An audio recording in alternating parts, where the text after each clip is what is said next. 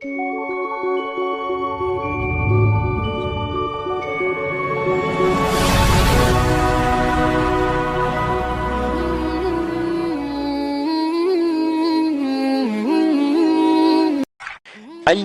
amali ahabbu ilallahi subhanahu wa ta'ala. Seorang sahabat bertanya kepada Nabi SAW, ayyul amali ahabbu ilallahi subhanahu wa ta'ala. Amal apa yang paling dicintai oleh Allah subhanahu wa ta'ala? Ini luar biasa dahsyat ya.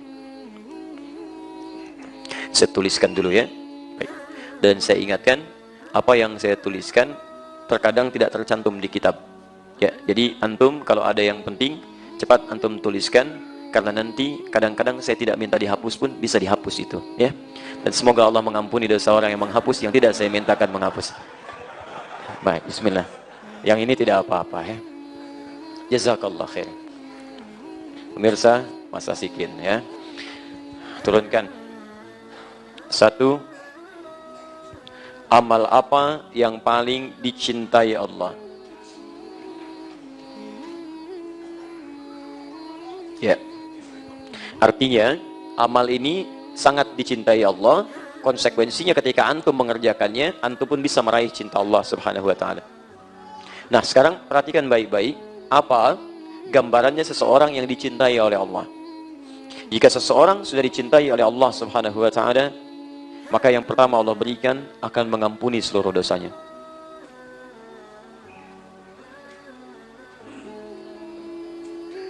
Ampunan dosa.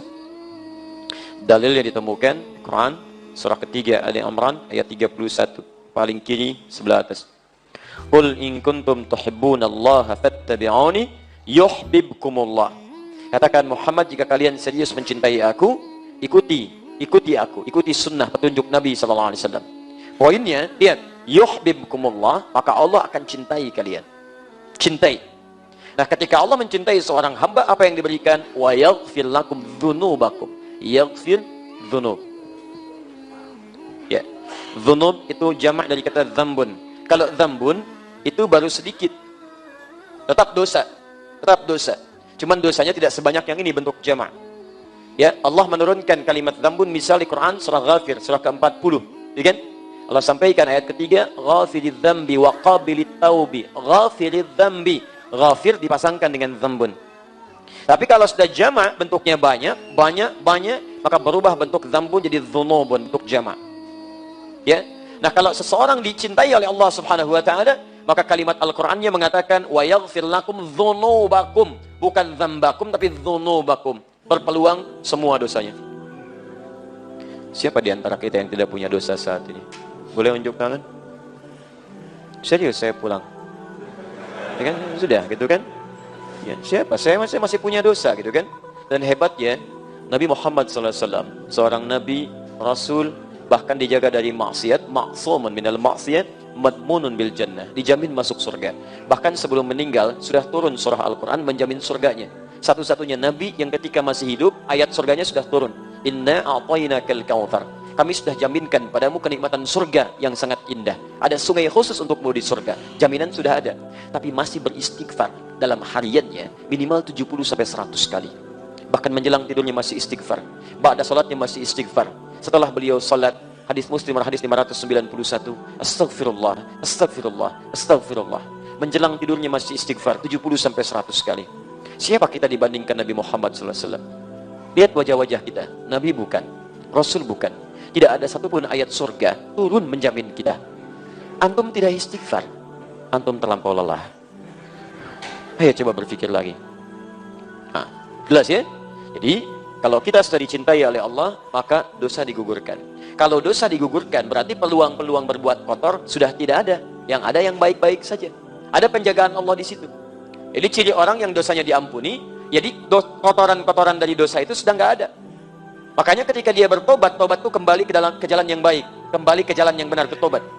Nah, orang yang tobatnya benar, seperti gambaran di Quran surah ke-4 ayat 17 sampai dengan 18, paling kiri sebelah bawah. Ya, innamat taubatu 'ala Allahi lil ladzina ya'maluna su'a bi jahalatin tsumma yatubuna min qarib. Ketika dia bersegera tobat dari dosanya, cirinya apa? Salah satunya selain mengakui dosa, menyesalinya, dan meninggalkannya. Jadi dia nggak kerjakan lagi kalimat ini. Maaf, pernah misalnya berbuat gibah, gosip misalnya, membicarakan keburukan orang. Kemudian dia tobat. Nah, ciri tobatnya yang diterima adalah ketika dia bisa meninggalkan perbuatan ini. Allah mengampuni dosa ininya, maka hilang dia. Maka lisannya tidak bisa berbicara yang tidak baik lagi. Yang muncul yang baik-baik. Makanya kalau orang diampuni dosanya oleh Allah, masih hidup dia di dunia, orang ini akan dijaga dari perbuatan yang tidak baik. Baik, katanya baik, sampai ke ujung kakinya. Gosip, hilang. Selesai. Saya tidak, Ustaz. Alhamdulillah. Alhamdulillah. Tidak seperti akhi yang itu tuh. Ah, sama. Belum diampuni.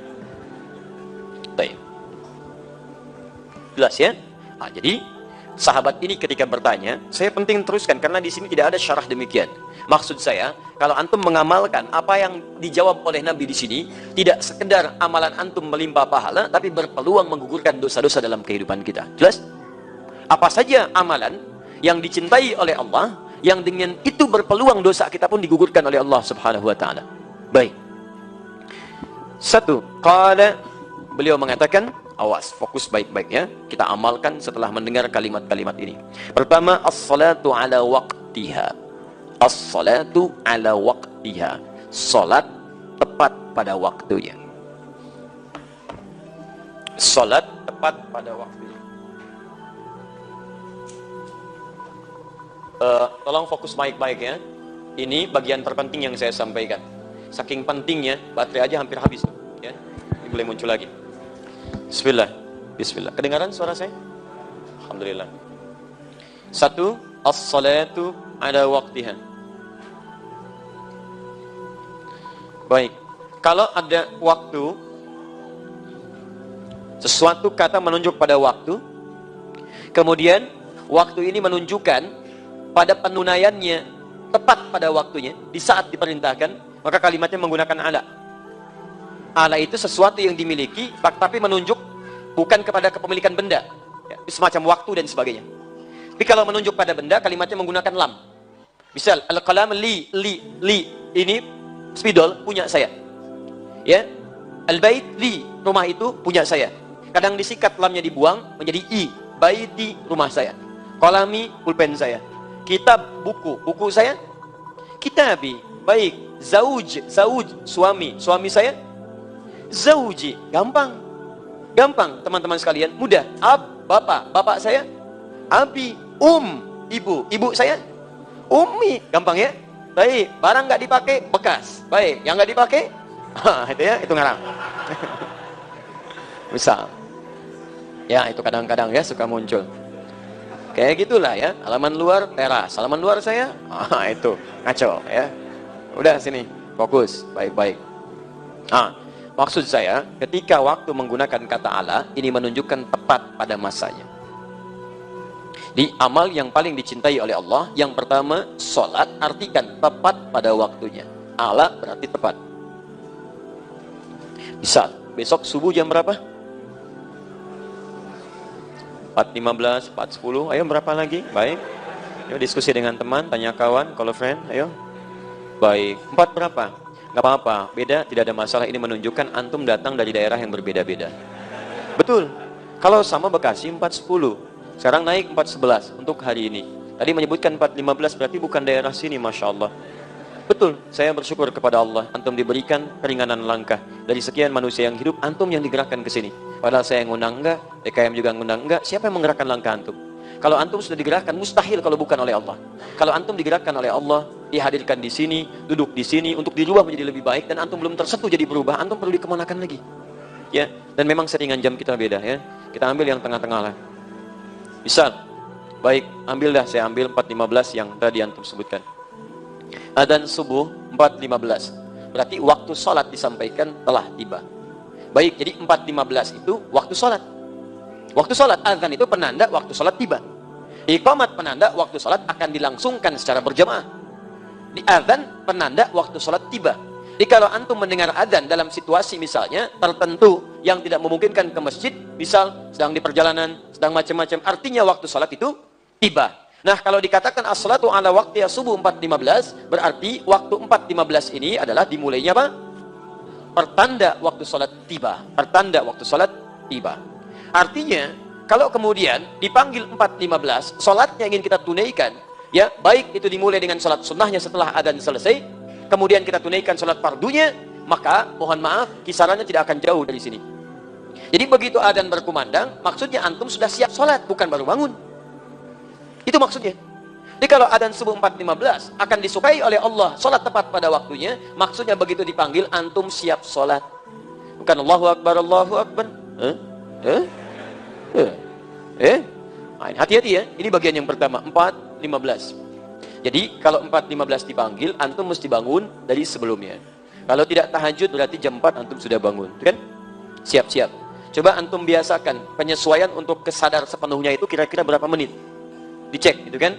Kadang-kadang kan kondisinya beda-beda. Walaupun kemarin pun saya tegaskan, kadang-kadang alarm disettingkan 3 kali untuk mendapatkan 4.15, ya. Jam 3 lewat 40, 3 lewat 50, ya, jam 4 lewat 00. Kan begini.